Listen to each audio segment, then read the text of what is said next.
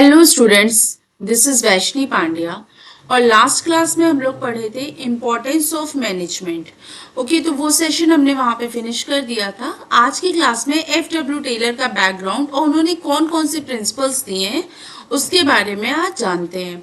Okay, तो F.W.. Taylor का background जो है साइंटिफिक मैनेजमेंट। ओके, सबसे पहले तो ये रिलेट किससे करते हैं? साइंटिफिक मैनेजमेंट से।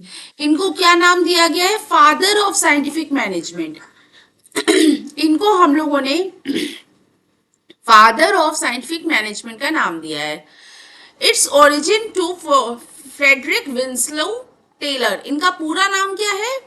एफ.डब्ल्यू. टेलर हम लोग नाम से जानते हैं, फ्रेडरिक विंसलो टेलर। ओके, इनका पूरा नाम है Frederick Winslow Taylor. Was born in the March of 1856 in USA. Okay, इनके पास डिग्री थी मैकेनिकल इंजीनियरिंग की। स्टीवेंस इंस्टीट्यूट ऑफ टेक्नोलॉजी से इन्होंने मैकेनिकल इंजीनियरिंग 1883 में किया था। ये थोड़ा सा बैकग्राउंड जान लीजिए, इसके अलावा कोई और चीज जानने की कोई नेसेसिटी नहीं है। हम डायरेक्ट इनके प्रिंसिपल्स पे आते हैं।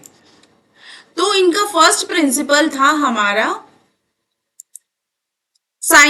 Science not rule of thumb. Okay, तो फर्स्ट इन्होंने प्रिंसिपल दिया है science not rule of thumb. इनके कहने का मतलब है हमें हर चीज लॉजिक लगा के सोचनी है, लॉजिक के साथ सोचना है। हर चीज का कोई ना कोई मेन रीजन होता होगा जिसकी वजह से हम क्या कर रहे हैं उसका आंसर है। ओके, हमें ये नहीं सोच के काम करना है कि ये काम शुरू से होता आया है इसलिए करना है। रीजन जानना है, लॉजिक जानना है कि उस काम को करने के पीछे लॉजिक क्या है।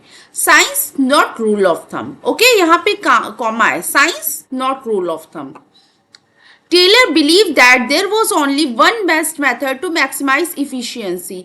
किसी भी चीज की इफिशियंसी को बढ़ाने के लिए टेलर का ये बिलीव था कि कोई ना कोई एक बेस्ट मेथड होता है, एक बेस्ट तरीका होता है। This method can be develop through study and analysis. और ये मेथड कैसे डेवलप होगा? स्टडी करने से डेवलप होगा, कई अलग अलग तरीके से मेथड से होगा। Okay, The method so developed should substitute rule of thumb throughout the organization। और जो मेथड डेवलप होगा उसी को हम सब्सटीट्यूट कर देंगे रूल ऑफ थंब से। Scientific methods involve investigation of traditional methods through work study, unifying the best practice and developing a standard method which would be followed throughout the organization।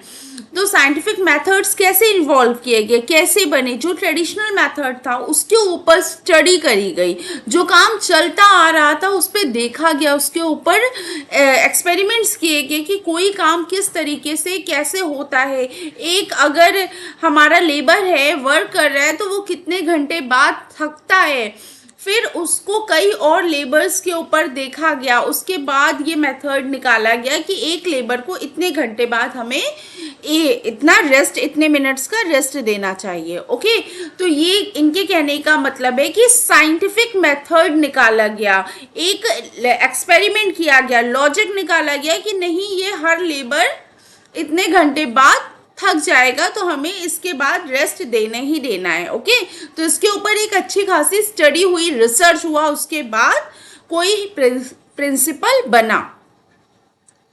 This can result in tremendous saving of human energy as well as wastage of time and materials। तो इन्होंने कहा कि इन सब जो हमारी results हैं, जो हमारे एक्सपेरिमेंट है, इससे रिजल्ट यही आया कि ह्यूमन एनर्जी का वेस्ट नहीं होगा और टाइम एंड मटेरियल भी स्पेसिफिक जगह पे जितना ज़रूरत है उतना लगेगा।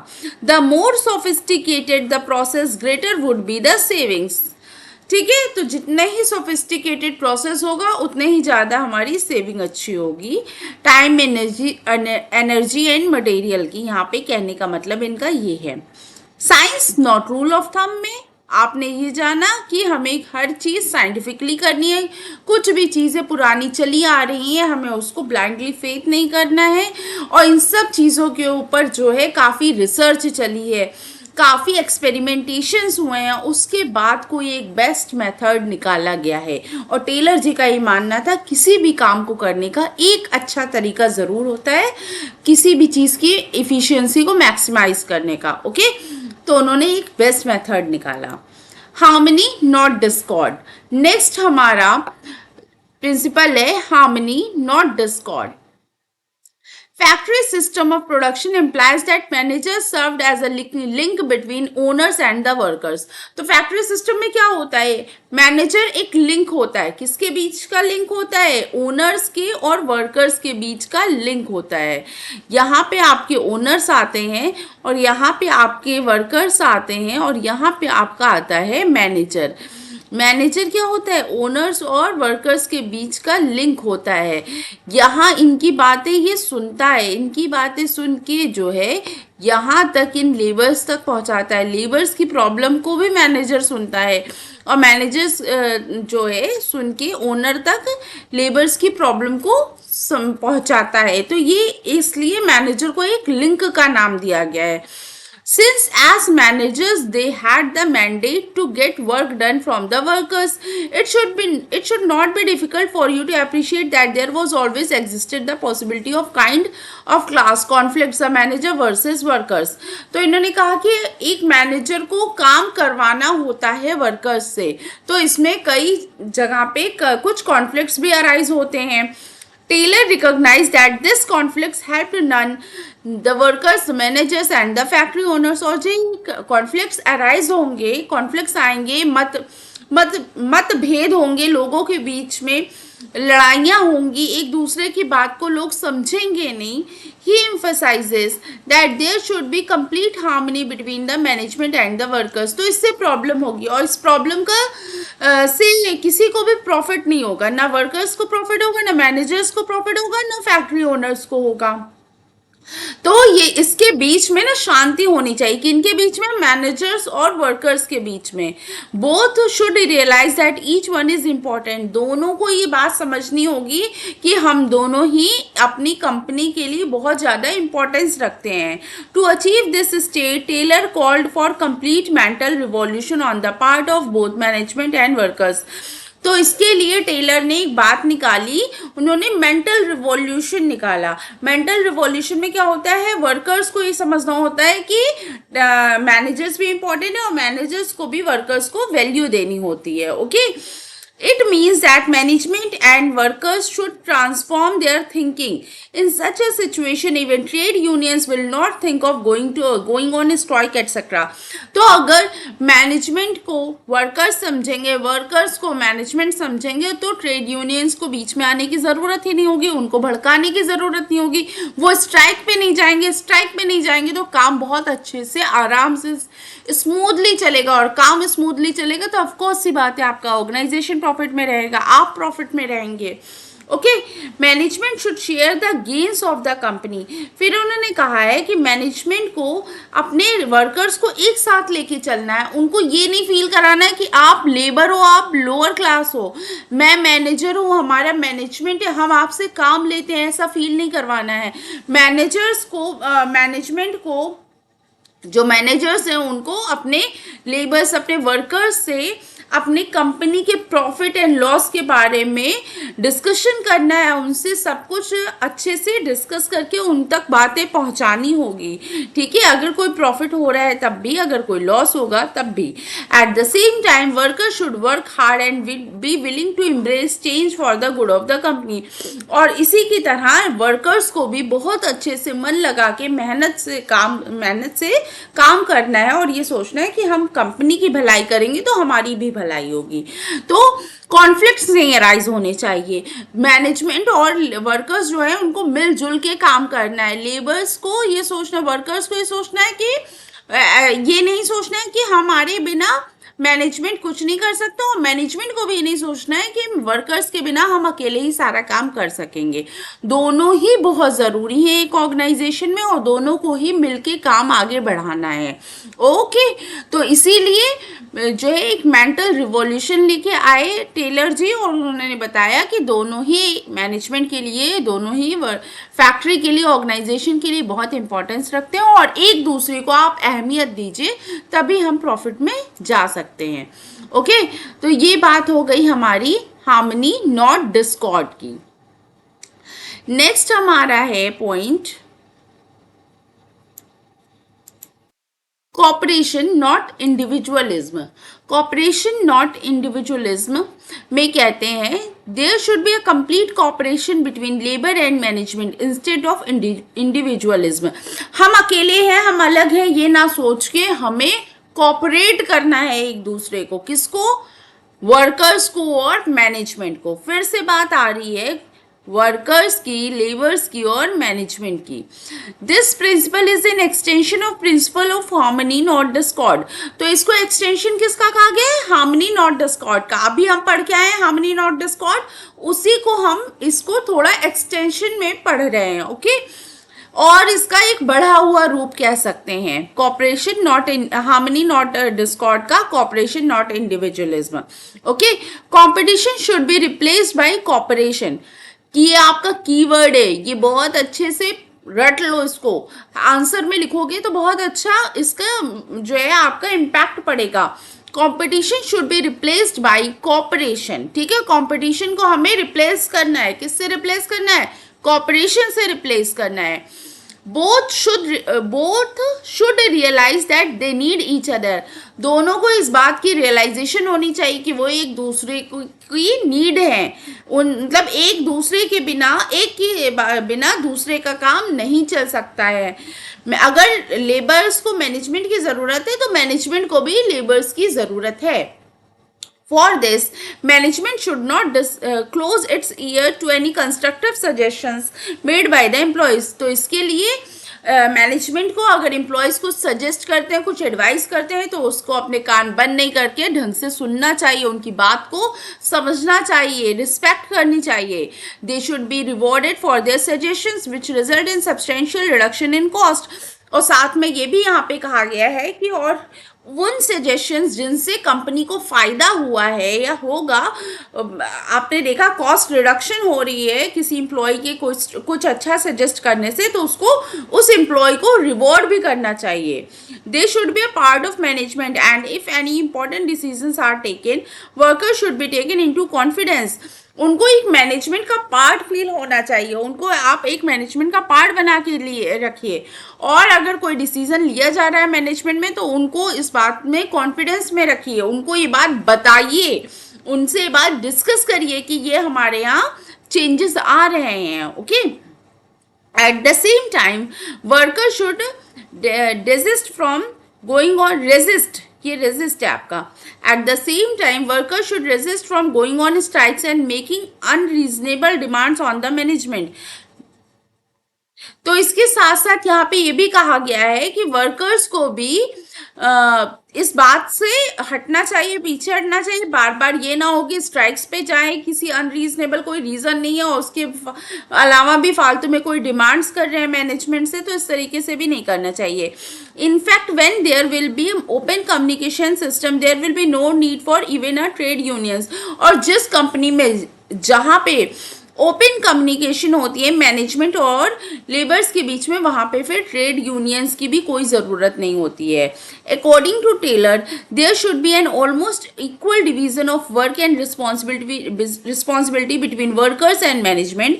इन्होंने कहा टेलर जी के हिसाब से इक्वल डिवीजन ऑफ वर्क होना चाहिए और रिस्पॉन्सिबिलिटी होनी चाहिए किसके बीच में? वर्कर्स एंड मैनेजमेंट के बीच में। All the day long management should work almost side with the workers helping encouraging and smoothing the way of for them. यहाँ पे टेलर जी ये कहते हैं कि एज वर्कर्स और मैनेजमेंट की इक्वल रिस्पॉन्सिबिलिटी होनी चाहिए। वर्कर्स को ये नहीं फील होना चाहिए कि हम लेबर्स की तरह पूरे दिन मेहनत कर रहे हैं। मैनेजमेंट को, मैनेजर्स को भी साथ में इनके साथ लगे रहना चाहिए, उनकी हेल्प करते रहना चाहिए, उनको इंस्ट्रक्ट करते रहना चाहिए, मोटिवेट करते रहना चाहिए। ठीक है, तो साइड बाय साइड मैनेजमेंट को भी पूरी हेल्प करनी चाहिए, किसकी? लेबर्स की, और दोनों को मिलके काम करना चाहिए। इसीलिए हमने बोला है कॉपरेशन नॉट इंडिविजुअलिज्म। और सबसे अच्छा वर्ड क्या है? Competition should be replaced by cooperation. Okay, तो इसी के साथ आपका कॉपरेशन नॉट इंडिविजुअलिज्म खत्म होता है ये टॉपिक भी। उम्मीद करती हूँ आपको बहुत अच्छे से समझ में आया होगा। नेक्स्ट है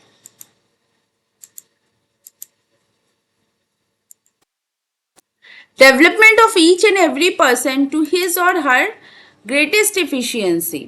ओके, देखिए ये क्या कहता है, development of each and every person to his or her greatest efficiency and prosperity. Industrial efficiency depends to a large extent on personal competencies. As such, scientific management also stood for worker development. Worker training was essential also to learn the best method developed as a consequence of scientific approach. Taylor was on the view of the concern for efficiency could be built in right form of process of employee selection. Each person should be scientifically selected. Then work assigned should be suit his her physical, mental and intellectual capabilities. To increase the efficiency, they should be given a required training. इन्होंने कहा development होना चाहिए, किसका होना चाहिए, हर एक person का, उसकी जितनी इफ़िशियंसी है उससे वो काम लिया जाए और वो भरपूर हमारी कंपनी में काम करके हमारी मदद कर सके। अब मैं आपको एक एग्जांपल देती हूँ। आपके यहाँ रिक्रूटमेंट प्रोसेस हुआ और वहाँ पे 4 बंदे आए, 2 लोग जो कंप्यूटर का नॉलेज रखते थे और 2 लोग जो किसी मशीन को चलाने का नॉलेज रखते थे। आपने उस पर्सन को जिसके पास मशीन को चलाने की नॉलेज थी उसको कंप्यूटर चलाने को दे दिया, और जिसको कंप्यूटर चलाने की नॉलेज थी उसको आपने भारी भरकम अपनी कंपनी का कुछ प्रोडक्शन करने के लिए, मशीन चलाने के लिए दे दिया। तो यहाँ पे फिर रॉन्ग हो जाएगा ना। सेम उसी तरीके से जैसे कॉमर्स टीचर को आप कहते हो कि जाके साइंस पढ़ाओ और साइंस टीचर को आप कहते हो कि जाके कॉमर्स पढ़ाओ, तो ये तो पॉसिबल नहीं है ना। जो टीचर जिस फील्ड से होगा उसी सब्जेक्ट को बहुत अच्छे से क्लियर वे में अपने स्टूडेंट्स को समझा सकता है। अगर वो टीचर कॉमर्स फील्ड का है तो साइंस नहीं पढ़ा सकता, साइंस फील्ड का है तो ऑफकोर्स सी बात है कॉमर्स नहीं पढ़ा पाएगा। ओके, तो यही बात कह रहे हैं कि सबसे पहले तो हमें इस बात का ध्यान रखना चाहिए कि जो वर्कर आ रहे हैं हमारे यहाँ उनकी क्या क्वालिफिकेशन है, उनकी क्या मतलब फिजिकल, मेंटल, इंटेलेक्चुअल कैपेबिलिटीज़ है, उनकी कैपेबिलिटीज़ के हिसाब से हम उनको डेजिग्नेशन देंगे, उनको सेलेक्ट करेंगे, पहली बात। दूसरी बात, हमें हर पर्सन को इफिशिएंट बनाना है, हमें उसको अच्छे से अच्छी ट्रेनिंग देनी है जिससे वो हमारे यहाँ बेस्ट से बेस्ट काम करके हमें रिजल्ट दे सके। Okay, efficient employ would produce more and earn more. यही बात जो अभी मैंने कहा कि एक इफिशिएंट एम्प्लॉय जो होगा वो हमारे यहाँ ज़्यादा प्रोड्यूस करेगा और ज़्यादा अर्न भी करेगा। This will ensure there greatest efficiency and prosperity for both company and the workers. तो इस तरीके से हम कंपनी को भी फ़ायदे में ला सकते हैं और उस वर्कर को भी फ़ायदे में ला सकते हैं। कंपनी कैसे फ़ायदे में रहेगी, ज़्यादा प्रोड्यूस करेगी तो ज़्यादा उसकी प्रॉफिट होगा। सॉरी, वर्कर्स कैसे प्रॉफिट में रहेंगे, वर्कर्स इस तरीके से प्रॉफिट में रहेंगे कि जो अपनी फील्ड है उसमें और एक्सपीरियंस लेते जा रहे हैं। पहली बात तो उनको हाथ और क्लीन होता जा रहा है अपने काम में, काम सेम उसी डेजिग्नेशन में वर्क करने से, पहली बात। दूसरी बात, इस कंपनी में हमें यहाँ पे ट्रेनिंग भी मिल रही है तो हमें एक्स्ट्रा नॉलेज मिल रही है, तो फ़ायदा तो दोनों तरफ से वर्कर्स का भी है और कंपनी का भी है। तो इसीलिए कहा गया है development of each and every person to his और हर ग्रेटेस्ट इफिशिएंसी एंड प्रॉस्पेरिटी। तो कंपनी का भी फ़ायदा, पर्सन का भी फ़ायदा। जिस फील्ड से सही पर्सन को राइट डेजिग्नेशन में आप बैठाइए और उसको भरपूर ट्रेनिंग दीजिए जिससे कि वो हमारे यहाँ भी बहुत अच्छा काम कर सके और उसकी खुद की भी ट्रेनिंग हो और वो कहीं और भी जाके अगर जाना चाहे कुछ दिनों बाद तो उसको लगे कि हाँ, इस कंपनी ने मुझे काफ़ी ट्रेनिंग दी है, काफ़ी मेरी मदद की है जिससे मेरी कैरियर में इम्प्रूवमेंट हुआ है। ओके, तो उसके करियर में भी इम्प्रूवमेंट करना है हमें। ठीक है, तो इसके साथ ही आज का सेशन फिनिश होता है। मिलते हैं नेक्स्ट सेशन में और तब हम पढ़ेंगे टेक्निक्स ऑफ साइंटिफिक मैनेजमेंट। तब तक के लिए थैंक यू, बाय बाय।